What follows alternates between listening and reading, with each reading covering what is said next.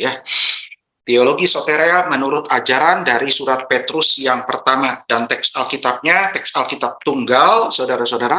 Kita akan membuka bersama-sama surat dari Rasul Petrus yang pertama. 1 Petrus pasal yang pertama, ayat 3 sampai dengan ayat yang ke-12. 1 Petrus 1 ayat 3 sampai dengan ayat yang ke-12. Silahkan saudara melihat masing-masing. Saya akan membacakan untuk sekali ini apa yang tertulis di dalam Alkitab dari terjemahan bahasa Indonesia. Nanti pengoreksiannya kalau ada terjemahan yang kurang akurat, saya akan sampaikan pada waktu penjelasan dan pada waktu penguraian, ya. Kita akan melihat mulai dari ayat yang pertama saja dari Salam. 1 Petrus pasal yang pertama ayat pertama. Dari Petrus Rasul Yesus Kristus kepada orang-orang pendatang yang tersebar di Pontus, Galatia, Kapadokia, Asia Kecil, dan Bitinia, yaitu orang-orang yang dipilih sesuai dengan rencana Allah Bapa kita dan yang dikuduskan oleh Roh Kudus supaya taat kepada Yesus Kristus dan menerima percikan darahnya. Kiranya kasih karunia dan damai sejahtera makin melimpah atas kamu. Sebentar ya. Kok tiba-tiba bisa sendiri. Oke. Lanjutkan. Ayat yang ketiga. Terpujilah Allah dan Bapa Tuhan kita Yesus Kristus, yang karena rahmat-Nya yang besar telah melahirkan kita kembali oleh kebangkitan Yesus Kristus dari antara orang mati kepada suatu hidup yang penuh pengharapan, untuk menerima suatu bagian yang tidak dapat binasa, yang tidak dapat cemar dan tidak dapat layu, yang tersimpan di surga bagi kamu, yaitu kamu yang dipelihara di dalam kekuatan Allah karena imanmu, sementara kamu menantikan keselamatan yang telah tersedia untuk dinyatakan pada zaman akhir. Bergembiralah akan hal itu, sekalipun sekarang ini kamu seketika harus berduka cita oleh berbagai-bagai pencobaan. Maksud semuanya itu ialah untuk membuktikan kemurnian imanmu yang jauh lebih tinggi nilainya daripada emas yang fana yang diuji kemurniannya dengan api, sehingga kamu memperoleh puji-pujian dan kemuliaan dan kehormatan pada hari Yesus Kristus menyatakan dirinya. Sekalipun kamu belum pernah melihat Dia, namun kamu mengasihinya. Kamu percaya kepada Dia sekalipun kamu sekarang tidak melihatnya. Kamu bergembira karena sukacita yang mulia dan yang tidak terkatakan. Karena kamu telah mencapai tujuan imanmu, yaitu keselamatan jiwamu. Keselamatan itulah yang diselidiki dan yang diteliti oleh nabi-nabi yang telah bernubuat tentang kasih karunia yang diuntukkannya bagimu. Dan mereka meneliti saat yang mana dan yang bagaimana yang dimaksudkan oleh Roh Kristus yang ada di dalam mereka, yaitu Roh yang sebelumnya memberi kesaksian tentang segala penderitaan yang akan menimpa Kristus dan tentang segala kemuliaan yang menyusul sesudah itu. Kepada mereka telah dinyatakan bahwa mereka bukan melayani diri mereka sendiri, tetapi melayani kamu dengan segala sesuatu yang telah diberitakan sekarang kepada kamu dengan perantaraan mereka, yang oleh Roh Kudus yang diutus dari surga menyampaikan berita Injil kepada kamu, yaitu hal-hal yang ingin diketahui oleh malaikat-malaikat. Oke, sampai di sana pembacaan firman Tuhan, ya. Saudara-saudara, kita akan mulai dengan pendahuluan. Saudara-saudara mungkin bertanya, apa yang menjadi latar belakang dari surat Petrus yang pertama itu dituliskan. Dan kalau kita tahu, saudara membaca di dalam bagian salamnya, surat dari Rasul Petrus yang pertama itu dituliskan kepada orang-orang Kristen yang disebutnya orang Kristen diaspora, ya, orang Kristen yang tersebar di seluruh Asia Kecil sampai ke Eropa, bahkan juga ada yang kemudian ke Mesopotamia atau Babilonia. Jadi dengan pendek kata, bahwa surat ini menjadi sebuah surat edaran yang diperuntukkan bagi semua orang Kristen yang berada di seluruh kekaisaran Romawi pada waktu itu, begitu ya, di seluruh bagian, di seluruh kerajaan yang ada di bawah naungan kekaisaran Romawi pada waktu itu. Mengapa kemudian kita bertanya surat Petrus itu dituliskan kepada mereka?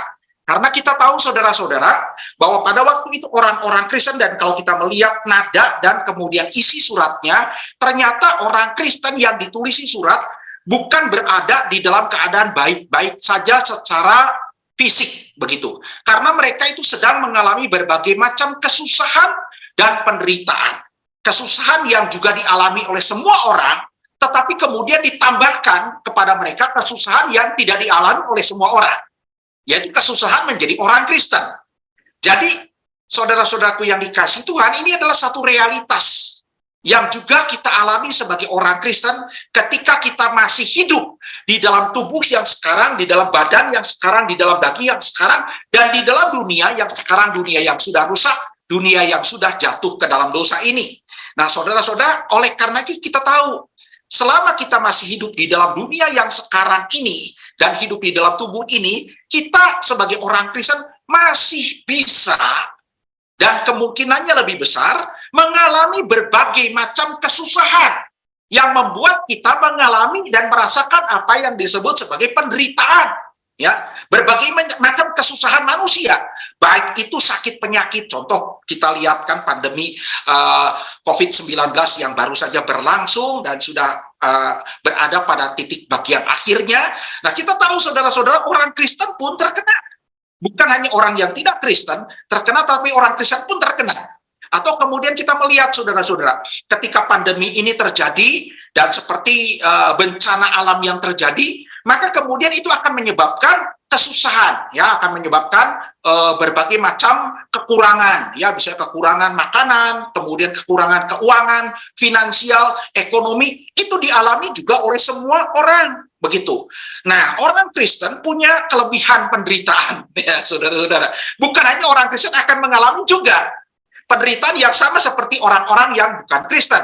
Selama hidup di dalam dunia, itu niscaya, saudara-saudara, akan dialami oleh semua manusia. Jadi kita tahu, saudara, bahwa yang disebut teologi kemakmuran itu adalah teologi omong kosong, teologi yang salah kaprah, ya, teologi yang tidak sesuai dengan realitas.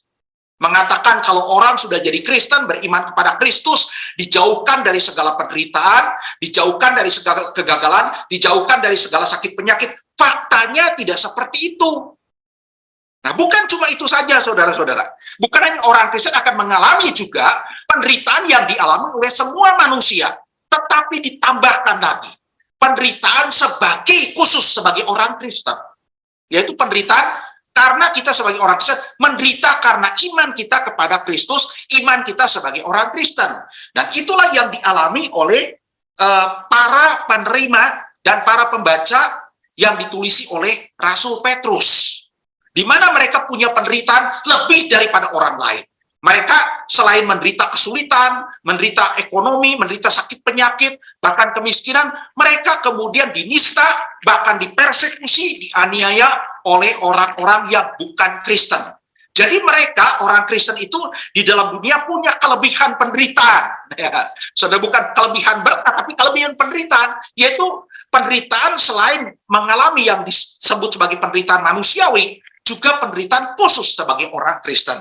Nah, saudara-saudara, oleh karena itu kemudian mereka bertanya-tanya, kalau begitu apa kelebihan, apa keunikan, apa keistimewaan, apa keunggulan sebagai orang Kristen?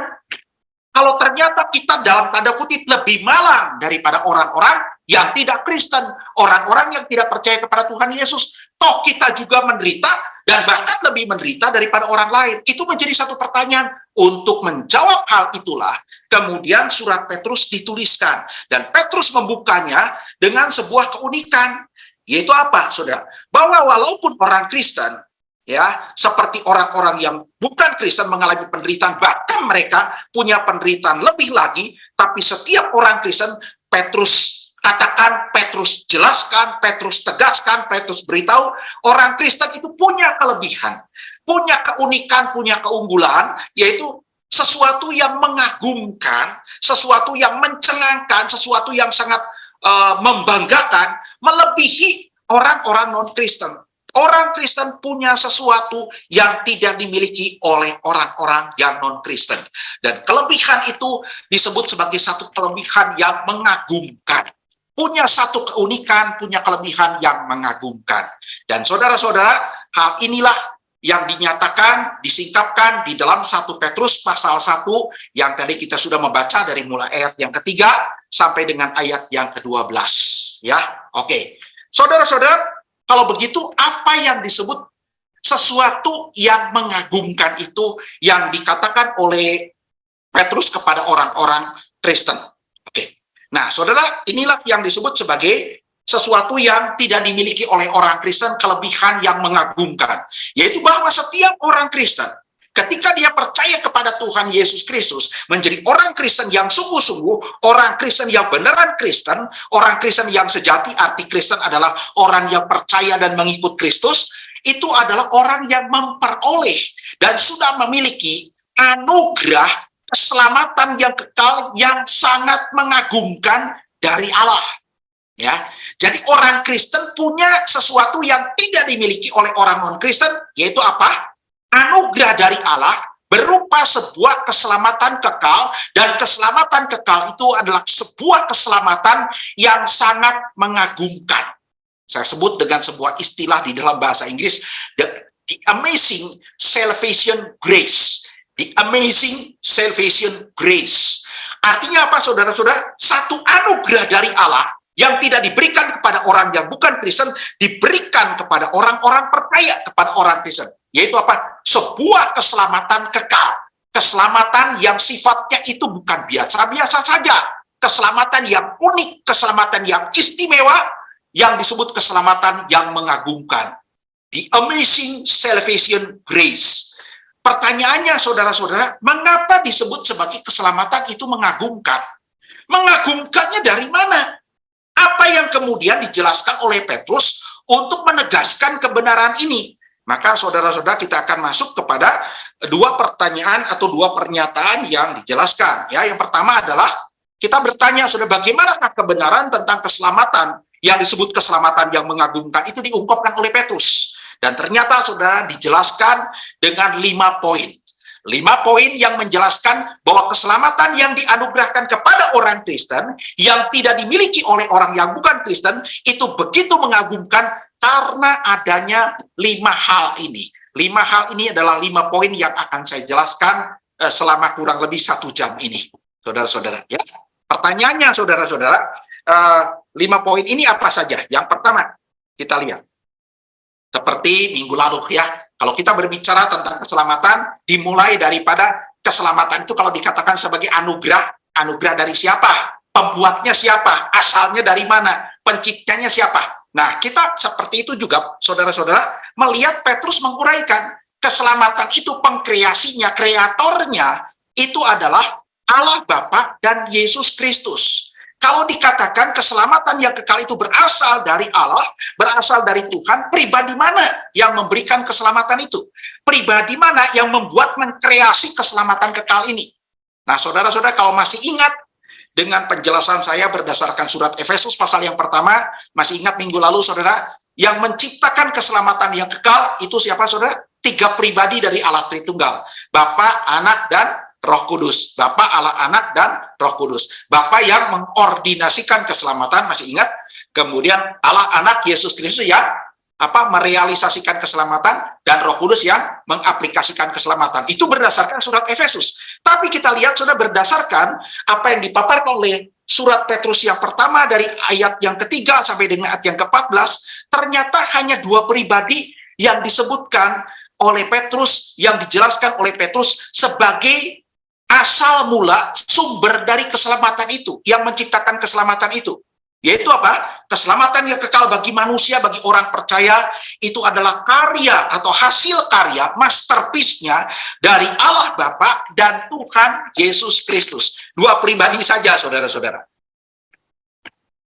Saya tidak tahu, saudara, mengapa Petrus tidak menyebutkan pribadi yang ketiga, walaupun nanti kita lihat di dalam ayat yang kedua, dari pasal yang pertama, di dalam bagian salam, disebutkan Roh Kudus sebagai roh yang menguduskan juga di situ, ya. Tapi pada waktu masuk ke dalam topik pengajaran dan ketika dia menguraikan tentang keselamatan kekal yang mengagumkan, dia hanya menyebutkan 2 pribadi itu. Pribadi itu perannya apa saja, saudara-saudara? Kita lihat, ya. Peran Allah Bapa dan Yesus Kristus di dalam keselamatan yang kekal, sebagaimana yang disingkapkan oleh Petrus, itu demikian. Yang pertama kita lihat peran Allah Bapa.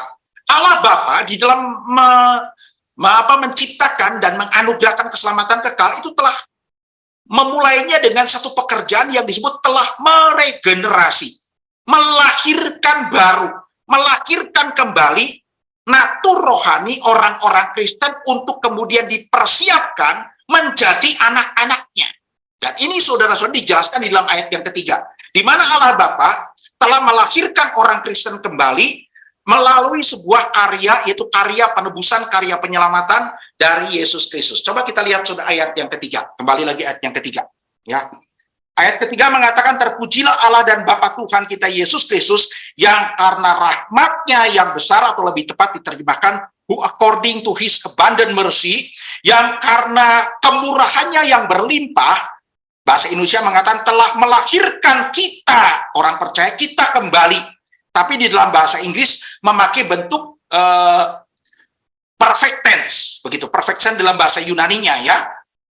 Has begotten us again to a living hope through the resurrection of Jesus Christ from the dead. Muncul di situ, telah melahirkan kita kembali. Nah, saudara, istilah melahirkan kita kembali di dalam bagian keselamatan, kalau kita melihat tentang kronologi soteria, maka disebut sebagai karya itu disebut sebagai dengan istilah regenerasi, ya, regenerasi secara rohani, spiritual regeneration, kelahiran baru secara rohani.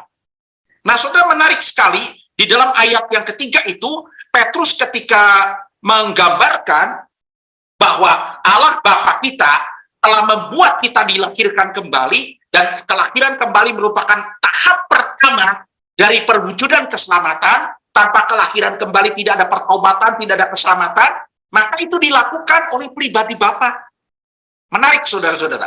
Padahal di dalam iman Kristen, biasanya, saudara, kelahiran baru atau kelahiran kembali, seperti yang kemudian diuraikan oleh Rasul Petrus di dalam surat Efesus pasal yang pertama ayat 13 dan 14, itu adalah karya dari Roh Kudus. Seperti yang dikatakan oleh Tuhan Yesus juga, saudara-saudara, ya, di dalam Yohanes pasal yang ketiga. Kelahiran baru adalah kelahiran yang dikerjakan oleh Roh Kudus. Dikerjakan oleh Roh Kudus, dilakukan oleh Roh Kudus. Maka disebut kelahiran kembali adalah kelahiran dari Roh. Dilahirkan oleh Roh, dilahirkan dari Roh, begitu ya. Tetapi kita melihat, saudara-saudara, di bagian ini Rasul Petrus menyebutkan bahwa kelahiran kembali itu memang pada satu sisi merupakan karya Roh Kudus, tapi ternyata di sini Allah Bapa, pribadi pertama yang mengordinasi keselamatan, juga turut terlibat dalam regenerasi. Turut terlibat dalam kelahiran baru. Dan waktu memakai istilah Allah Bapa itu telah melahirkan kita kembali, dan kita kemudian mengucapkan syukur untuk itu, membuat kita kemudian diselamatkan, maka kemudian, saudara, yang dipakai itu memakai kata bahasa Yunani anagenesas. Anagenesas. Nah, kata anagenesas itu berasal dari kata kerja, itu juga kata kerja, anagenesas juga berasal dari kata kerja simple present-nya itu adalah anagenao, ya. Memperanakkan kembali, ya, memperanakkan. Dan kemudian kan ada kata again, ya, ada kata again. Berarti memperanakkan kedua kali. Memperanakkan kembali, memperanakkan. Nah, saudara, kata memperanakkan ini dalam bentuk kata genao atau dalam bentuk simple present, itu dalam bahasa Yunani kemudian dituliskan di sini dalam bentuk perfect tense. Perfect tense itu di dalam bahasa Yunani mirip dengan past perfect tense. Sesuatu yang pernah terjadi, satu kali saja pernah terjadi, telah terjadi, sudah terjadi, tapi efek dan akibatnya berlangsung sampai sekarang, dirasakan sampai sekarang. Jadi, saudara-saudara, apa yang membuat kita diselamatkan? Kita diselamatkan karena kita mengaku Yesus Kristus sebagai Tuhan dan Juru Selamat. Kita bertobat, kita percaya kepada Tuhan Yesus, ya. Tetapi kita tahu di dalam teologi Kristen, tidak seorang pun bisa bertobat ketika dia berada di dalam keadaan mati secara rohani. Ya, kita bisa bertobat karena kita sudah dan telah dilahirkan kembali. Dan kelahiran kembali ini adalah tindakan Allah Bapa, pekerjaan Allah Bapa yang melahirkan kita, memperanakan kita kembali, mempersiapkan kita punya status keanakan. Ya, jadi begini, saudara. Ya, nanti saudara kalau ingin mengerti lebih jelas, saudara bisa melihat penjelasan saya tentang teologi soteria di channel YouTube STUJK ya. Saya akan menjelaskan begini. Saudara-saudara, ketika kita percaya kepada Tuhan Yesus Kristus, Alkitab mengatakan kita itu langsung diadopsi, dinyatakan, dan kita memiliki status yang baru secara rohani di hadapan Allah sebagai anak-anak Allah. Ya, bagaimana dan seperti apa yang Allah lakukan ketika dan bagaimana Dia bisa mengadopsi, mengangkat kita sebagai anak. Ini ya, saudara, the adoption of believers to be the sons of God. Nah, saudara, ada 3 aspek di mana kemudian kita itu bisa menjadi anak-anak Allah. Yang pertama adalah aspek kelahiran baru.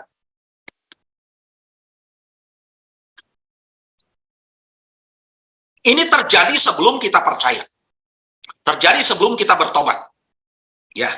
Nah, saudara, kita itu ketika dilahirkan kembali, kata anagenesis mengatakan Allah itu memperanakan kita. Artinya apa? Menanamkan di dalam diri kita natur, sifat-sifat sebagai anak Allah yang asalnya tadinya sebelum kita dilahirkan kembali tidak ada pada kita.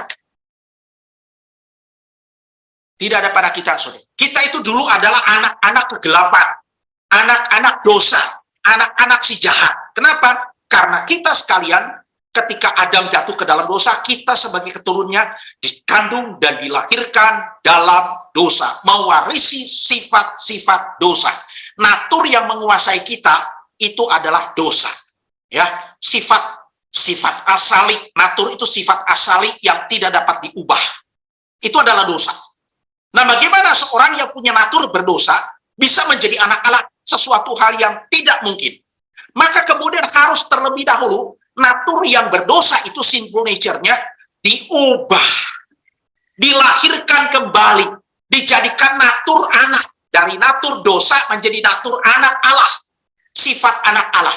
Nah, ini tindakan Allah Bapa yang memperanakan kembali. Ya, kelahiran baru ini adalah regenerasi kebiasaan, regenerasi tabiat, regenerasi sifat, regenerasi karakter, regenerasi habitus, pembaruan natur. Dengan natur yang sudah diperbarui inilah memungkinkan kita percaya kepada Yesus, dan ketika kita percaya kepada Tuhan Yesus, mengaku Dia sebagai Tuhan dan Juru Selamat, waktu itulah kita dinyatakan oleh Allah sebagai orang benar dan punya status yang baru, yaitu status sebagai anak Allah. Jadi status kita sebagai anak Allah itu dimulai ketika kita percaya.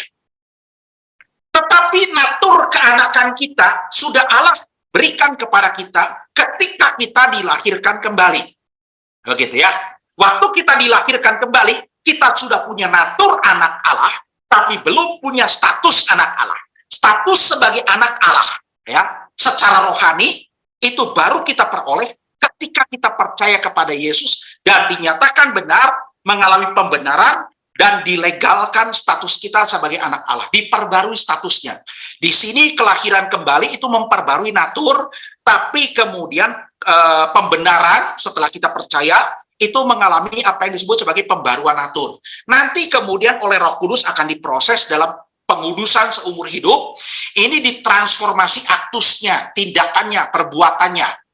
Jadi di sini masih berdosa, saudara-saudara. Walaupun sudah punya status sebagai anak Allah, walaupun naturnya sudah diperbarui, tapi masih bisa berdosa selama hidup di dalam dunia ini. Kok bisa?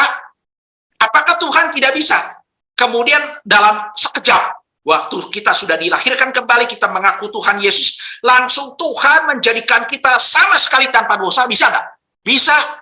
Tapi itu tidak dilakukan oleh Tuhan, melainkan harus melalui sebuah proses, melalui gereja Tuhan, di mana orang percaya melalui firman Tuhan, melalui pekerjaan Roh Kudus, tahap demi tahap, hari demi hari, mengalami proses pengudusan. Disinilah mengalami pembaruan perbuatan. Dan ini tidak terjadi sekali, tapi berlangsung seumur hidup, lifelong proses. Tapi dimulainya, saudara-saudara, di sini kelahiran baru, keselamatan itu. Ya. Kembali lagi lihat. Jadi peran Allah Bapa di dalam keselamatan yang disebut keselamatan yang mengagumkan adalah dimulai dengan apa? Memperanakan kita kembali. Kita punya status, bukan punya status, punya natur sebagai anak Allah.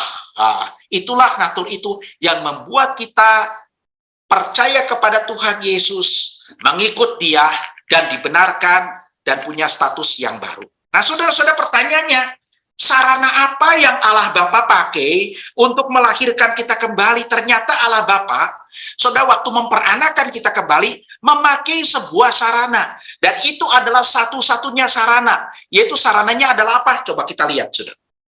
Di dalam ayat yang ketiga. Telah melahirkan kita kembali atau memperanakan kita kembali oleh kebangkitan Yesus Kristus dari antara orang mati. Melalui karya penebusan yang telah dikerjakan oleh Kristus. Karya penebusan yang dikerjakan oleh Kristus, yang merupakan karya yang membebaskan manusia dari perhambaan dosa, karya yang telah menyelamatkan kita, itulah yang kemudian dipakai oleh Bapa untuk melahirkan kita kembali. Karya bagaimana Yesus itu telah menebus kita, diberitakan di dalam berita Injil, itu Allah Bapa memakainya untuk melahirkan kita kembali. Dan tanpa pemberitaan tentang karya penebusan yang dikerjakan oleh Yesus, maka kita tidak akan pernah dilahirkan kembali.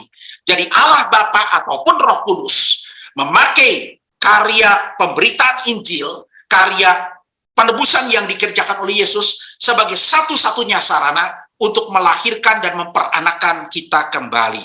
Dan saudara-saudara, kan kalau kita lihat di sini hanya disebutkan kebangkitan Yesus Kristus dari antara orang mati. Kenapa Petrus tidak menyebutkan kematian dan kebangkitan? Kan karya penebusan itu terutama kalau kita lihat kan terjadinya itu karena Yesus telah menanggung segala dosa kita dengan tubuhnya di kayu salib itu menanggung segala dosa kita dan mengalami kematian. Kenapa di sini kebangkitan? Nah, saudara-saudaraku yang dikasihi Tuhan, kebangkitan Yesus Kristus di dalam teologi Kristen, kalau kita membaca di dalam surat Korintus pasal yang ke-15, itu adalah pengesahan dan tanda yang mengkonfirmasi, tanda yang meneguhkan bahwa karya kematian Tuhan Yesus Kristus itu telah memenuhi segala tuntutan keadilan Allah untuk segala dosa kita. Kematian Yesus Kristus itu sudah tuntas membayar seluruh hutang dosa kita. Sudah memuaskan segala tuntutan keadilan Allah. Karena kematiannya sudah tuntas memenuhi tuntutan keadilan Allah, maka Yesus Kristus itu tidak terus-menerus mati. Kalau Yesus Kristus sampai sekarang masih mati, tidak pernah bangkit, maka Paulus mengatakan apa di dalam 1 Korintus pasal ke-15, kita tidak pernah tahu apakah kita sudah ditebus dari dosa kita ataukah belum. Kita tidak pernah tahu. Karena Yesusnya mati. Tapi kebangkitan Yesus Kristus itu menjadi tanda bukti bahwa karya kematian Yesus sudah lunas, sudah tuntas memenuhi tuntutan keadilan Allah, membayar segala hutang dosa kita. Maka dia bangkit. Nah, di sini Rasul Petrus, saudara, memakai kebangkitan Yesus sebagai tanda kematian karya penebusan Yesus yang tidak disebutkan oleh dia, itu sudah membayar lunas hutang dosa kita. Dengan kata lain, saudara-saudara, kalau Bapa itu di dalam keselamatan yang disebutkan keselamatan yang mengagumkan oleh Petrus, telah meregenerasi natur rohani kita menjadi natur keanakan, maka Yesus Kristus itu melalui karya penebusannya, kematian yang diteguhkan dengan kebangkitannya, telah melakukan apa yang saya sebut sebagai propisiasi. Apa itu propisiasi? Propitiation, ya. Propitiation. Propitiation itu, saudara-saudara, muncul di dalam Roma pasal yang ketiga, Roma pasal yang ketiga ayat yang ke-25 dan 26. Di mana dikatakan di sana, Yesus Kristus itu telah ditentukan oleh Allah, bahasa Indonesia salah menerjemahkan, menjadi jalan pendamaian. Tapi sebetulnya bukan jalan pendamaian di situ. Menjadi kurban atau korban pendamaian. Propitiatory sacrifice. Artinya apa? Muncul di situ kata hilasterion. Artinya begini, saudara. Bahwa dosa itu di hadapan Allah itu adalah sesuatu yang begitu jahat. Ya, dulu kita berdosa. Sesuatu yang melanggar hukum Allah. Maka bagaimana dosa bisa diselesaikan? Kalau orang berdosa, itu menurut keadilan Allah, itu dihukum. Dihukum. Ketika orang berdosa dihukum, maka tuntutan keadilan Allah sudah dipenuhi. Dan murka Allah, kemarahan Allah atas orang berdosa, tadinya atas kita sekalian, itu sudah diredakan. Redakan, karena apa? Kemarahannya dia kepada dosa, segala dosa orang berdosa, sudah diselesaikan. Dengan orang berdosa, terima hukumannya. Nah, waktu kemudian segala dosa kita, waktu kita percaya kepada Yesus, sudah ditanggung oleh Kristus dengan kematiannya, maka kemarahan murka Allah atas segala dosa kita yang tadinya tertuju kepada kita sekalian, itu sudah diredakan oleh Yesus karena tuntutan keadilannya.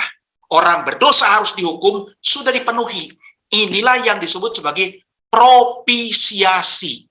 Seringkali disebut propisiasi, itu the propitiation, itu disebut sebagai tindakan yang meredakan amarah Allah, tindakan yang memuaskan tuntutan keadilan Allah, sekaligus mendamaikan manusia yang kepadanya tadinya Allah itu marah, didamaikan dengan Allah, relasinya dipulihkan. Begitu ya. Jadi propisiasi itu bicara tentang tindakan memenuhi keadilan Allah, tindakan meredakan kemarahan Allah, dan tindakan mendamaikan kita, memulihkan relasi kita dengan Allah, disebut sebagai propitiation dalam bahasa Inggrisnya. Propitiatory sacrifice. Jadi begini, saudara. Ya, kita lihatnya. Nah, ini. Dengan kematian Tuhan Yesus di kayu salib, yang telah menanggung segala hukuman dan dosa kita, dan menanggung segala murka Allah, maka ketika dia dengan kematiannya sudah memuaskan tuntutan keadilan Allah dan meredakan amarah Allah, maka kemudian kita telah ditebus secara sempurna. Maka Yesus bangkit. Tandanya, karya Yesus sudah memenuhi tuntutan Allah, dia bangkit, tidak terus-menerus mati. Jadi Yesus melakukan apa yang disebut sebagai the propitiatory sacrifice. Kurban atau korban yang telah meredakan amarah Allah, memuaskan tuntutan keadilan Allah, dan mendamaikan kita dengan Allah. Ini yang disebut the perfect atonement, satu karya penebusan yang mengagumkan.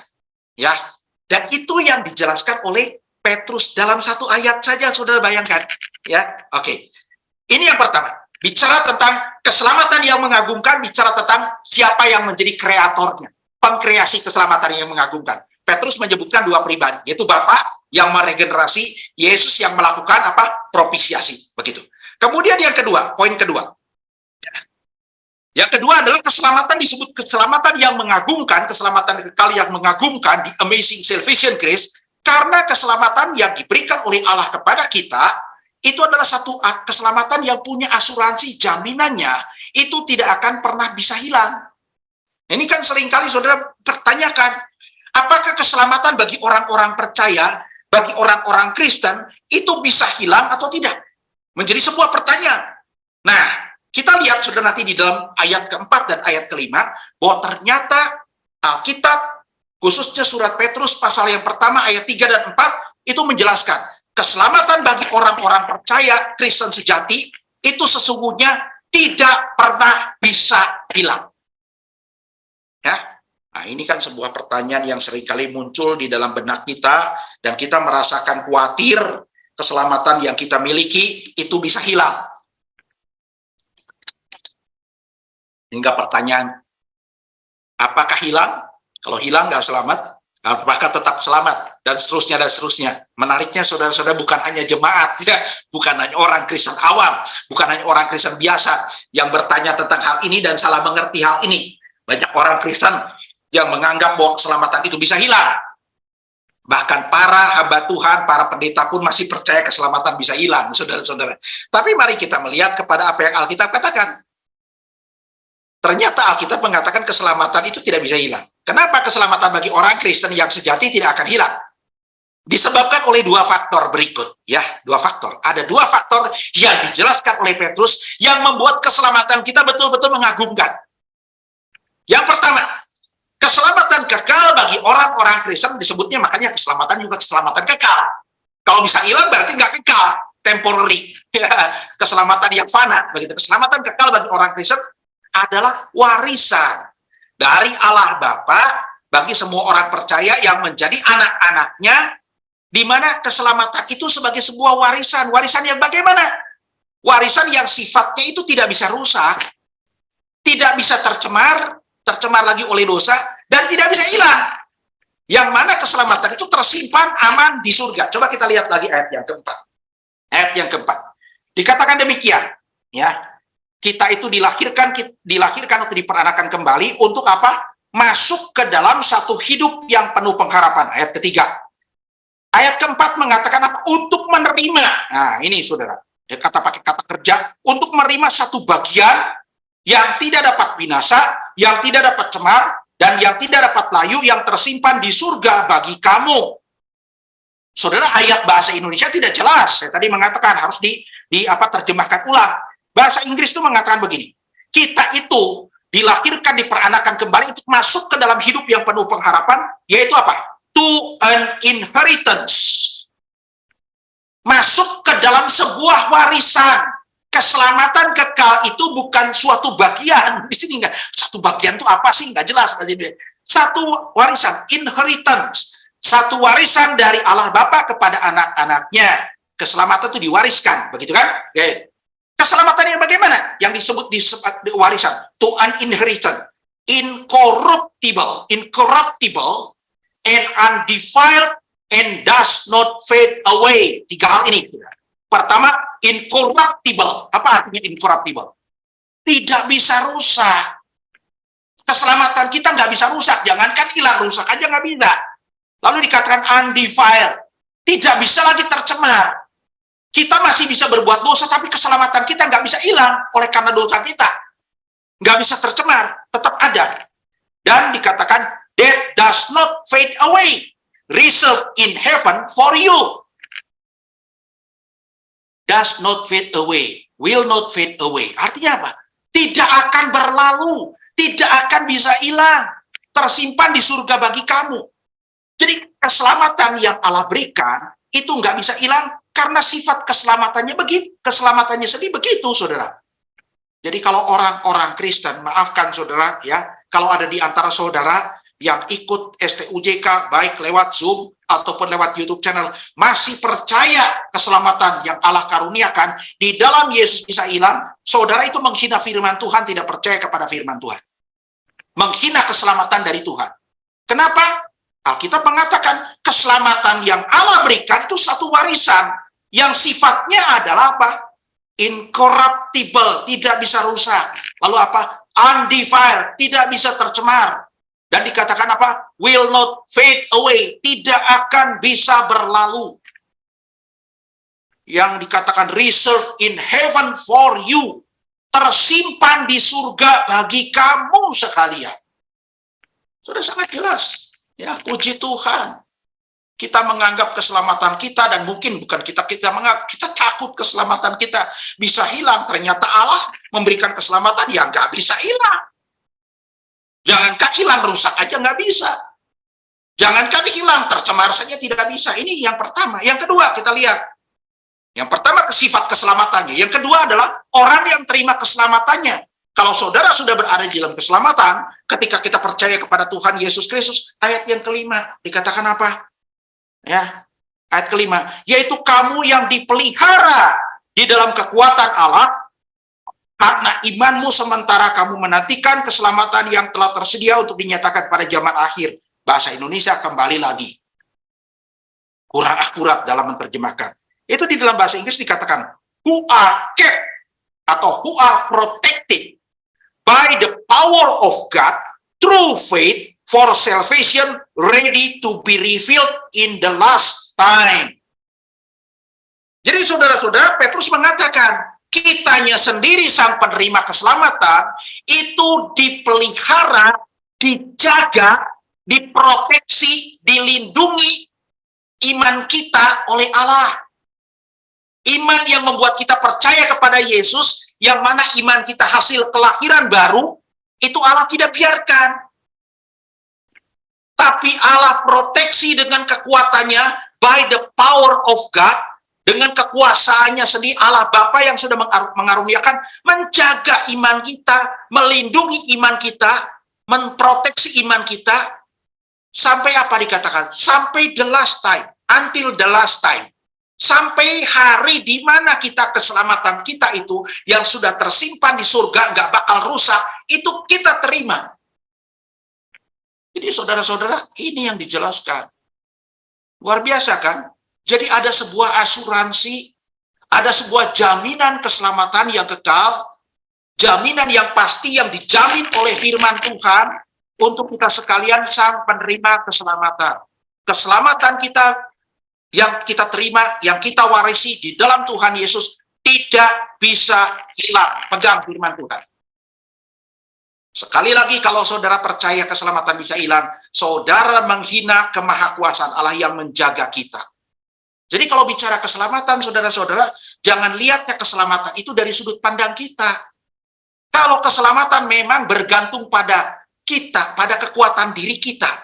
Kekuatan kita untuk memegang keselamatan, memegang iman kita, memelihara iman kita, bisa hilang. Pasti bisa hilang. Karena kita lemah, kita tidak kuat. Tetapi saudara-saudara, Alkitab mengatakan, di dalam keselamatan itu bukan bergantung kepada seberapa kuatnya kita pegang Tuhan, tapi justru seberapa kuatnya kemahakuasaan Allah memegang kita. Kalau kita berpegang pada Tuhan dan kekuatan di sini, kita akan lemah, kita akan lepas. Tapi Tuhan yang pegang kita, Tuhan yang pegang kita, sekali dia pegang, ketika kita sudah diselamatkan, dia tidak akan pernah lepaskan sampai terakhir. Sampai pada akhir, sampai di dalam kekekalan. Allah itu menjaga kita, memproteksi iman kita, melindungi iman kita sampai dengan akhirnya. Ya, oke, saudara-saudara. Ini penting bagi saudara sekalian, bagi kita sebagai orang Kristen. Karena sekali lagi di dalam dunia ini kita akan menghadapi banyak sekali kesulitan dan penderitaan, saudara. Kalau kita tidak punya jaminan kepastian keselamatan, kita akan rapuh, kita akan gampang jatuh di dalam hidup kita yang penuh dengan kesulitan. Ya, saya pernah teringat satu ilustrasi ya yang pernah saya khotbahkan, sampaikan di dalam sebuah khotbah di GKI Hosana. Saudara tahu sebuah jembatan bernama Golden Gate? Jembatan bernama Golden Gate itu ada di Teluk San Francisco di Amerika Serikat, ya, di negara bagian California. Itu jembatan yang pada masanya jembatan paling megah, ya, jembatan yang menghubungkan satu sisi bagian teluk dengan sisi yang lain. Cukup panjang, saudara. Itu jembatan itu menjadi ikon daripada kota San Francisco dan California. Begitu kan, jembatan Golden Gate. Saudara, jembatan itu dimulai pembangunannya pada tahun 1933 dan selesai 4 tahun kemudian 1937, begitu ya. Nah, saudara tahu pada waktu kemudian jembatan itu mulai dibangun, itu bagian yang tertingginya itu sekitar 227 meter, itu begitu tinggi. Banyak pekerja yang kemudian terjatuh dan kemudian meninggal dunia, ya, terjatuh. Waktu zaman dulu kan alat-alat untuk membangun satu konstruksi bangunan yang tinggi itu belum secanggih sekarang, ya, belum selengkap sekarang. Itu sudah ratusan meter. Pekerja dalam waktu singkat, dalam awal-awal 23 pekerja itu terjatuh dan meninggal dunia semua. Kalau sudah ratusan meter pasti meninggal dunia, kan? Lalu akhirnya yang lain ketakutan, saudara-saudara, ketakutan. Begitu salah sedikit aja, lengah sedikit mereka jatuh, nggak ada ampun, pasti mati. Pasti mati. Maut yang akan mengancam, ya. Akhirnya mereka bekerjanya lebih pelan daripada yang diharapkan. Kenapa takut, saudara?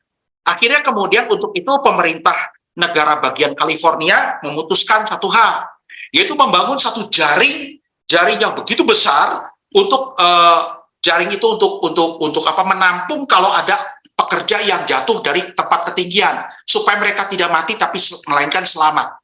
Jaringnya waktu itu sudah dibuat dengan biaya $100.000 yang pada waktu itu jumlah yang sangat mahal, ya. Tapi jaring itu menjamin keamanan pekerja. Dan betul, saudara, setelah jaring itu selesai dibuat, para pekerja masih ada yang terjatuh, sekitar 10 orang terjatuh. Yang sebelumnya 23 orang jatuh mati semua. 10 orang terjatuh selamat semuanya, saudara. Ya. Nah, jadi ada jaring yang menjamin keselamatan. Kalau terjatuh, menjamin keselamatan, mereka tidak akan mati. Akibatnya apa, saudara? Karena ada jaminan kepastian keselamatan, perlindungan di situ, maka pekerjaan mereka menjadi lebih cepat, menjadi lebih efektif. Lebih cepat waktunya 25%. Nah, saudara-saudara, seperti itulah di dalam hidup Kristen kita, kalau kita punya kepastian berdasarkan kebenaran firman Tuhan, bukan berdasarkan kata manusia, apalagi kata pendeta, termasuk kata pendeta, keselamatan bisa hilang, begitu kan? Alkitab mengatakan keselamatan nggak bisa hilang karena dua faktor. Sifat keselamatannya sendiri nggak bisa hilang. Kedua, orang penerima keselamatan, saudara dan saya, itu dijaga oleh Tuhan, dijaga oleh Allah, sampai dengan akhirnya. Maka itu akan membuat hidup Kristen kita, walaupun jatuh bangun, itu menjadi lebih tangguh, lebih kuat, dan lebih efektif. Ya, ini yang kedua. Yang ketiga, saudara-saudara, jadi ada sebuah yang disebut sebuah kebenaran, the security of the eternal salvation, bahwa keselamatan yang kekal itu sifatnya aman. Kenapa amannya? Keselamatannya sifatnya tidak bisa hilang. Yang kedua adalah apa? Disebut keselamatan kekal itu aman bagi kita karena kita penerima keselamatannya dijamin oleh Tuhan, dilindungi, diproteksi sampai dengan akhirnya, ya. Oke, begitu ya. Kita bisa jatuh ke dalam dosa, bisa, tapi keselamatan kita nggak bisa hilang, ya. Oke. The security of the eternal salvation. Yang ketiga, saudara. Kenapa keselamatan yang kekal disebut sebagai keselamatan itu yang begitu mengagumkan? Bagaimana kita tahu, bagaimana saudara tahu, saudara itu betul-betul orang Kristen sejati, orang yang sudah terima keselamatan, ataukah Kristen yang palsu? Bagaimana kita tahu seseorang itu Kristen palsu, Kristen asli? Nah, ternyata saudara-saudara, ada bukti nyatanya, atau yang disebut sebagai evidence. Ya, maka kita melihat yang ketiga itu, Petrus menjelaskan tentang evidensi, bukti nyata, yang mengkonfirmasi, yang meneguhkan keselamatan yang kekal yang ada pada diri seseorang yang mengaku diri sebagai orang Kristen. Di sini masalahnya. Banyak orang Kristen mengaku Kristen tapi belum beneran jadi Kristen. Belum Kristen sejati, bukan Kristen sejati. Kalau Kristen sejati, penerima keselamatan yang kekal, ada bukti nyata yang meneguhkannya. Dan Petrus menjelaskan, saudara-saudara, keselamatan kekal dan kekristenan yang sejati itu punya bukti nyata yang meneguhkan. Itu punya bukti. Ya, ada 3 bukti nyata. Keselamatan kekal dan kekristenan yang sejati punya 3 bukti yang meneguhkan. Yang pertama, adanya iman kepercayaan yang sejati kepada Yesus Kristus. Kalau saya tanya kepada saudara-saudara hari ini, para pendengar di STUJK, apakah saudara betul-betul percaya kepada Tuhan Yesus Kristus sebagai satu-satunya Tuhan dan satu-satunya juru selamat bagi dirimu? Ataukah engkau percaya juga kepada yang lain, kepada kepercayaan yang lain, adanya juru selamat di luar Kristus? Kalau engkau percaya hanya Yesus satu-satunya juru selamat, maka betullah engkau sebagai orang Kristen yang sejati, dan kepercayaan imanmu kepada Yesus itu adalah evidensi yang meneguhkan, yang mengkonfirmasi engkau adalah orang yang menerima keselamatan yang mengagumkan. Coba kita lihat ayat yang ke-8. Ya. Dikatakan oleh Petrus, sekalipun kamu belum pernah melihat dia, belum pernah melihat Tuhan Yesus, kita kan belum pernah melihat Tuhan Yesus, ya kan? Namun kamu mengasihinya, mengasihi yang pribadi yang nggak pernah dilihat. Bagaimana saudara-saudara, ya? Kamu percaya kepada dia sekalipun tidak pernah melihat. Sekalipun kamu sekarang tidak melihatnya, kamu bergembira dan bersukacita, sukacita yang mulia dan yang tidak dapat terkatakan. Nah, saudara-saudara, kita itu mengasihi Tuhan Yesus, percaya kepada Tuhan Yesus, walaupun kita tidak pernah melihat dia langsung. Bagaimana kita percaya kepada satu pribadi yang kita tidak pernah lihat? Bagaimana kita mengasihi satu pribadi yang tidak pernah kita lihat? Itulah iman. Ya, adanya iman yang sejati kepada Yesus Kristus. Hari ini kan di dalam dunia ini, saudara, banyak orang yang tidak percaya tokoh Yesus itu benar-benar ada ataukah tidak. Boro-boro percaya, mempercayai keberadaannya saja masih mempertanyakan. Bahkan ada di kalangan orang Kristen, saudara, yang seringkali mengadakan Jesus Seminar, zaman dulu ya, Jesus Seminar, itu mencari keberadaan Yesus yang disebut historical Jesus. Betulan nggak Yesus itu ada di dalam sejarah nggak? Jangan-jangan nggak ada. cuma karangan gereja. Sudah bayangkan, tapi masih menyebut diri orang Kristen. Banyak orang ngaku Kristen begini. Nah, ini saudara bukan Kristen pasti. Ya, kita tidak pernah melihat Yesus. Jangankan saudara kita yang mungkin terpisahkan dengan Yesus itu lebih dari sekitar 2000 tahun. Ya, para pembaca surat Petrus masih satu abad yang sama.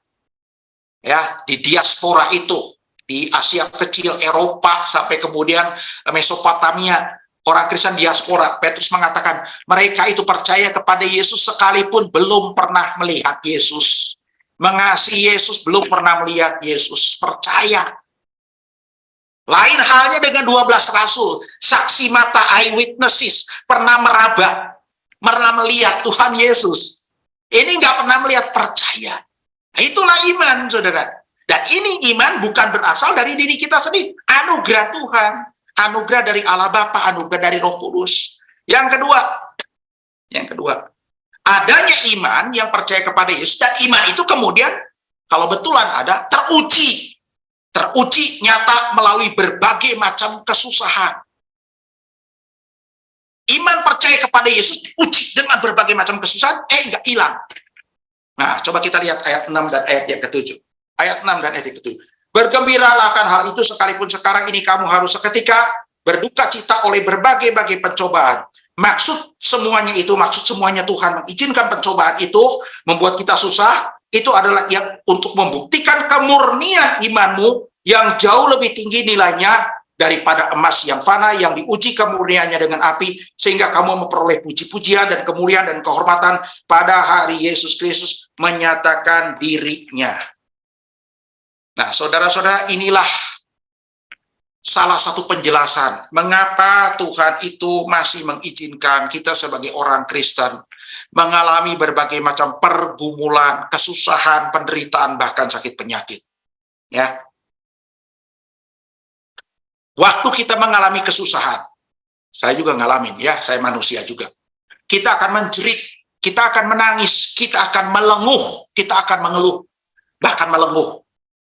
Ya. Kita akan mengerang, ya. Bahkan mungkin kita mengeluh kepada Tuhan. Bahkan dalam tanda kutip seringkali kita bisa kecewa terhadap Tuhan. Kecewa. Dan Tuhan izinkan itu terjadi, saudara-saudara. Tetapi satu hal, sekalipun semua terjadi, saudara, ya, yang buruk-buruk itu membuat kita itu betul-betul lemah. Tapi Tuhan jaga iman kita yang sudah percaya kepada Tuhan Yesus. Iman itu tidak akan pernah hilang. Sekalipun kecewa terhadap Tuhan Yesus, bisa kecewa orang Kristen, tapi tidak akan pernah kehilangan kepercayaan. Tetap percaya, tetap mencintai Tuhan Yesus. Tidak akan pernah beralih, tertarik untuk percaya kepada kepercayaan yang lain. Tidak akan pernah pindah agama. Orang yang pindah agama hanya membuktikan dia tidak pernah punya iman kepada Tuhan Yesus. Ya, di sini saudara, iman yang teruji. Kalau teruji itu artinya apa, saudara? Teruji. Sudah kena berbagai macam pencobaan, hasilnya apa? Tetap bertahan, menang. Itu teruji, saudara. Seperti emas yang dikatakan dimurnikan dengan api yang panas, itu memisahkan emas dari berbagai kotoran sehingga emas kemurniannya itu bercahaya. Seperti itu, saudara. Ya. Yang pertama adanya iman percaya kepada Yesus. Dan kedua adalah iman itu teruji. Yang ketiga, asuransi, evidensi yang mengkonfirmasi keselamatan yang mengagumkan itu, ayat yang ke-8, adanya kasih kepada Allah dan sukacita yang nyata.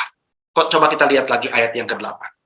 Ya, ayat yang ke-8. Sekalipun kamu belum pernah melihat dia, namun kamu mengasihinya. Kamu percaya kepada dia sekalipun kamu sekarang tidak melihatnya. Kamu bergembira karena sukacita yang mulia yang tidak terkatakan. Ada sebuah sukacita yang melampaui akal budi di dalam hati kita.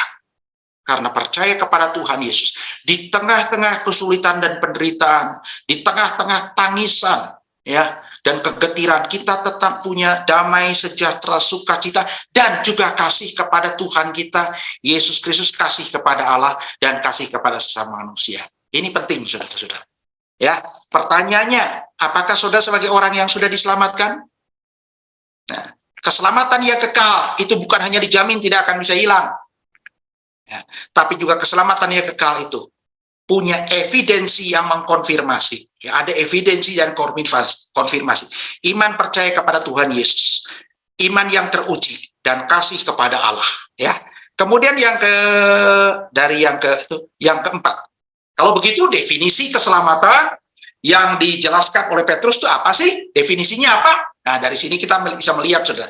Merangkai, merangkum, lalu kita lihat, saudara-saudara, berdasarkan 1 Petrus pasal 1, ayat 3 sampai dengan ayat yang ke-12, ya. Khusus berdasarkan surat Petrus yang pertama, pasal pertama, ayat 3 sampai dengan 12. Mari kita bersama-sama lihat apa yang didefinisikan oleh Petrus, dideskripsikan oleh Petrus tentang keselamatan kekal itu. Pengertian keselamatan kekal itu apa? Kita lihat, saudara. Deskripsinya begini. Definisi keselamatan kekal. Keselamatan kekal menurut Petrus bagi orang-orang Kristen, bagi saudara dan saya adalah hasil karya penyelamatan yang Allah kerjakan. Di mana kemudian di dalam penyelamatan yang dikerjakan oleh Allah, Allah itu terlibat dua pribadi, yaitu Allah Bapa yang telah meregenerasi natur rohani orang percaya untuk menjadi anak-anak Allah. Ya, dimulai status itu dimulai dulu dengan naturnya. Karena tanpa natur keanakan ditanamkan di dalam diri kita, kita tidak pernah mungkin akan mengakui Yesus sebagai Tuhan, dan ketika kita tidak pernah mengakui Yesus sebagai Tuhan, kita tidak mungkin punya status sebagai anak Allah. Untuk menjadi punya status sebagai anak Allah, kita harus mau mengakui Yesus sebagai Tuhan dan Juru Selamat, dan itu adalah hasil dari apa? Hasil daripada kelahiran baru, regenerasi.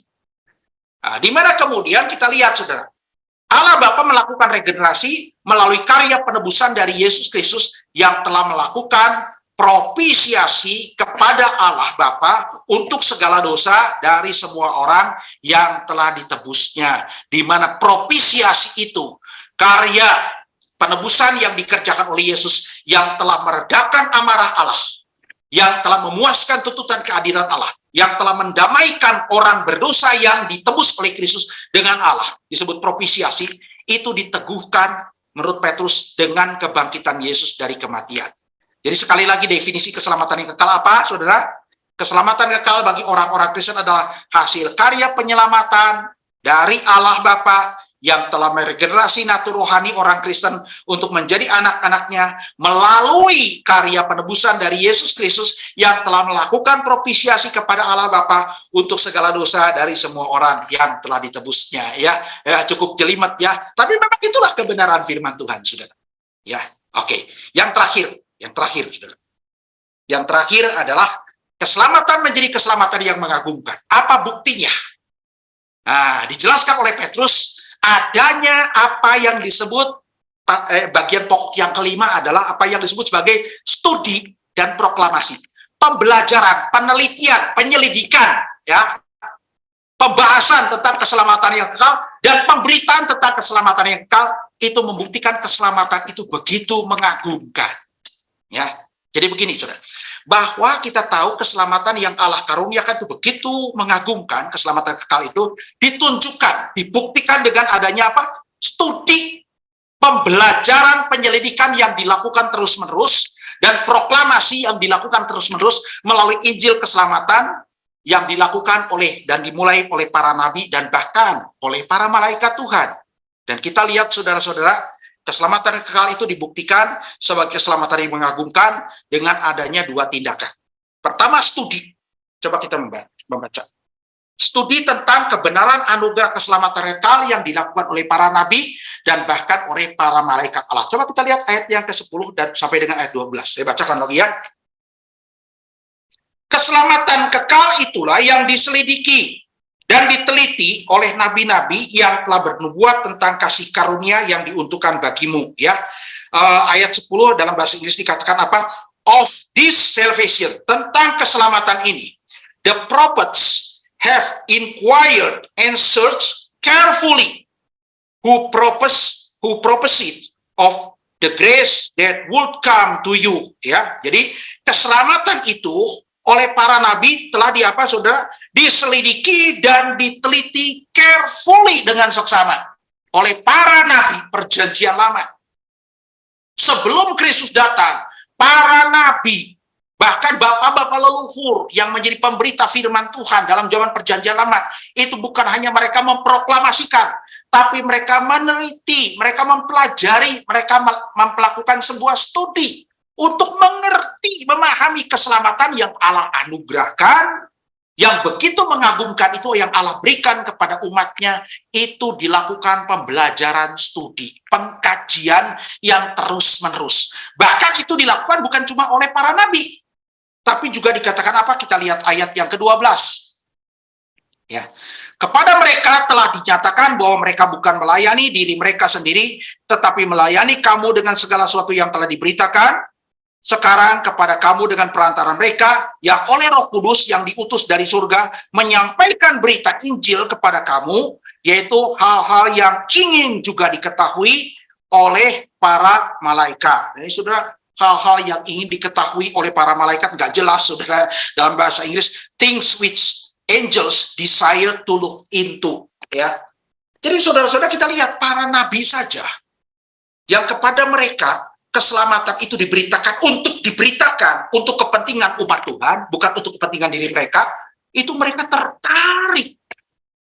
Mereka dikatakan terkagum-kagum sampai mereka itu mendedikasikan seluruh energi mereka, seluruh waktu mereka untuk mempelajari, mengkaji, meneliti, membaca, menelusuri, sampai membuat mereka mengerti.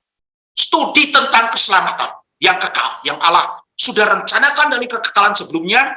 Ketika diberikan itu dilakukan studi. Sampai sebelum Yesus datang, mereka sudah meneliti dengan seksama, terus-menerus. Bahkan anehnya, luar biasanya, uniknya, para malaikat yang punya kuasa yang jauh lebih besar dari kita, punya intelijensia dan pengetahuan yang jauh lebih besar daripada kita, sampai mereka ikut menyelidiki. Ya, tertarik untuk memahami, mempelajari keselamatan. Padahal keselamatan itu bukan untuk malaikat. Bagi malaikat, kalau sudah jatuh ke dalam dosa, tidak ada keselamatan. Keselamatan yang Allah rancang, yang Allah buat, yang Allah kreasi untuk manusia, untuk umat Tuhan. Tapi malaikat begitu tertarik untuk menyelidikinya. Saudara-saudara, hari ini saya cukup sedih. Banyak orang ngaku Kristen. Ya, berpuluh tahun jadi orang Kristen, atau bahkan kemudian baru jadi orang Kristen atau anak-anak muda. Tidak mau belajar firman Tuhan. Tidak mau belajar Injil Yesus Kristus, khususnya tentang keselamatan. Saya sering kali dalam hidup saya saya kenapa jadi hamba Tuhan? Jadi hamba Tuhan itu menderita, saudara-saudara. Banyak hal yang harus saya terpaksa persembahkan kepada Tuhan. Masa depan yang gilang gemilang saya harus berikan kepada Tuhan. Ya, saudara-saudara, ya, banyak hal. Seluruh energi saya yang Tuhan berikan, saya berikan kepada Tuhan. Hanya untuk satu hal. Saya bisa belajar kebenaran Alkitab tentang keselamatan, dan saya memberitakannya. Maka saya tidak pernah tergiur dengan jabatan apapun. Jabatan gerejawi bagi saya itu, ya, cuma jabatan. Yang bagi saya, bagi saya pribadi. Mungkin bagi orang lain beda, ya. Bagi saya, nggak begitu bernilai. Sudah, saya tidak pernah bangga jadi pendeta, atau jabatan pendeta. Karena saya tidak pernah memimpikan itu. Yang saya inginkan adalah apa? Saya mau mempelajari firman Tuhan, khususnya tentang keselamatan kekal. Sama seperti para nabi, sama seperti para malaikat, dan memberitakannya, mengajarkannya. Saudara-saudara, tetapi di dalam sepanjang pelayanan saya, yang saya studi full tentang soteriologi, teologi soteria. Banyak orang Kristen tuh berkata kepada saya, Pak Antoni, kalau cerita, itu ceritanya terus tentang keselamatan, tentang Yesus, tentang keselamatan, apa nggak ada yang lain? Ngaku Kristen, saya berkata belum masuk surga aja belum ketemu Yesus. Belum ketemu Yesus, belum masuk surga. Nanti di surga, kalau betulan Anda masuk surga, ya, percaya kepada Tuhan Yesus, ketemu Tuhan Yesus, menikmati keselamatan setiap hari. Bahkan mengatakan keselamatan itu setiap hari. Menjadikan keselamatan pujian itu setiap hari. Baca Wahyu pasal ke-7. Setiap hari umat Tuhan berdiri di hadapan Allah Bapa dan Anak Domba. Melihat sang Anak Domba Yesus Kristus dan berbicara memuji tentang keselamatan yang Allah anugerahkan. Orang Kristen belum ketemu Yesus setiap hari, belum menikmati keselamatan dalam bentuk yang lebih nyata di surga, sudah bosan dengernya. Saudara, saya nggak bisa habis pikir. Itu adalah satu kebutuhan yang paling penting, saudara. Saudara bisa mengerti apa saja, tapi tidak mengerti keselamatan, dia ada artinya. Saudara bisa punya segala sesuatu di dalam hidup ini. Saudara tidak punya jaminan keselamatan, segala sesuatu menjadi kehilangan artinya. Tetapi lain hal, kalau saudara punya jaminan keselamatan yang pasti, segala sesuatu yang saudara miliki, keluarga, ya, yang diberkati Tuhan, kekayaan, segala pengetahuan, maka itu akan menjadi lebih bermakna. Sekali lagi ya, kalau saudara tidak mengerti tentang keselamatan, bahkan saudara tidak punya jaminan keselamatan, maka apapun yang ada pada saudara akan kehilangan arti. Tapi sebaliknya, ketika saudara punya jaminan keselamatan, saudara mengerti anugerah keselamatan sebagai anugerah keselamatan yang begitu mengagumkan, maka segala sesuatu yang saudara miliki akan punya makna lebih lagi, akan bermakna lebih lagi. Begitu, saudara. Saya heran, banyak hari ini banyak anak muda, ya, orang-orang Kristen nggak mau belajar firman Tuhan, nggak tertarik dengan berita Injil. Kalaupun mereka tertarik berita Injil, hanya mau belajarnya di TikTok, YouTube Short, yang durasinya cuma 1-2 menit. Belajar apa 1-2 menit, saudara? Mau mengerti apa 1-2 menit? Belakangan ini, saudara, belakangan ini, betul-betul saya tertemplak dengan saudara-saudara sebangsa dan setanah air, ya. Mereka itu penganut agama mayoritas. Mereka sedang mengalami satu polemik kepercayaan, sesuatu bagian dari kepercayaan mereka. Saudara, di channel-channel YouTube itu, sampai anak-anak mudanya, mereka melakukan apa yang disebut dalam tanda kutip ngaji. Saya dulu pikir ngaji itu, saudara, ngaji itu hanya baca kitab suci mereka dari bahasa asli. Ternyata bukan seperti itu, saudara. Pengertian yang salah, pengertian yang sempit. Yang disebut mengaji sama dengan mengkaji. Dari Kamus Besar Bahasa Indonesia, arti dasarnya adalah kaji. Kaji itu apa sih? Mempelajari, membaca, kemudian mempelajari, meneliti, membahas, sampai kemudian mengerti. Dan itu dilakukan hari ini, saudara-saudara, oleh saudara-saudara kita yang beragama mayoritas, sebangsa dan setanah air. Mereka itu membaca kitab suci mereka dari bahasa aslinya, mempelajari dari bahasa aslinya, meneliti, mengkaji. Maka disebut mengaji. Saya mengkaji. Sedemikian intensnya, bukan cuma mereka mengatakan, mari kita mengaji kitab suci mereka, lalu juga apa? Kitab-kitab teologi mereka dipelajari semua. Anak muda Kristen sekarang tertariknya kalau topiknya LGBT, ya. Emang mau bicara LGBT terus? Bagi mereka topik LGBT sudah selesai, sudah selesai. Mereka meneliti ajaran iman mereka, mengaji kitab, bahkan kitab-kitab mereka dikaji sampai anak-anak muda, sampai bahasa aslinya mereka pelajari. Lah orang Kristen, saudara-saudara, jangankan belajar bahasa asli Alkitab, bahasa Ibrani, Yunani, bahasa kitab sucinya, belajar Alkitab bahasa Indonesia aja saya tidak mau, saudara. Bagaimana? Nah ini, saudara, bukti. Keselamatan itu mengagumkan, dibuktikan dengan apa? Orang Kristen melakukan studi terus-menerus. Sama seperti para nabi dan bahkan para malaikat. Apa nggak malu, saudara, dengan para malaikat? Para malaikat yang pengetahuannya lebih luas dari kita, mereka meneliti, mengkaji keselamatan yang tidak dianugerahkan kepada mereka, tapi dianugerahkan kepada kita. Ya. Yang kedua adalah apa? Adanya proklamasi. Tentu kita selalu memberitakan sesuatu yang mengagumkan, sesuatu yang baik dengan satu semangat, ya, dengan semangat yang luar biasa. Betul, seperti itu ya. Maka seperti itu pula, saudara, proklamasi tentang kebenaran anugerah keselamatan yang adalah Injil itu telah dilakukan oleh para nabi. Mereka itu memberitakan dengan penyertaan Roh Kudus. Mereka memproklamirkan keselamatan kekal yang dianugerahkan oleh Allah kepada kita sekalian, kepada orang-orang percaya, kepada umatnya, diberitakan terus. Dipelajari terus, diberitakan terus. Gak pernah ada kata bosan. Bagaimana dengan kita sekalian, saudara-saudara? Ya, pada akhirnya, bagi kesimpulan sebelum kita masuk dalam tanya jawab ya, sebagai penutup, ingat saudara, bahwa setiap orang Kristen yang sejati adalah orang yang telah memperoleh anugerah keselamatan kekal yang begitu mengagumkan, sangat mengagumkan. The amazing salvation grace. Saya tidak tahu saudara memandang seperti apa keselamatan itu. Apakah saudara masih merasa keselamatan itu begitu mengagumkan? Dan yang terakhir saudara, kiranya saya berharap berdoa. Setiap orang yang mendengarkan pembelajaran ini, topik pengajaran ini, baik melalui Zoom maupun melalui YouTube channel, kiranya adalah orang-orang yang betul-betul diselamatkan, menerima keselamatan kekal dari Allah.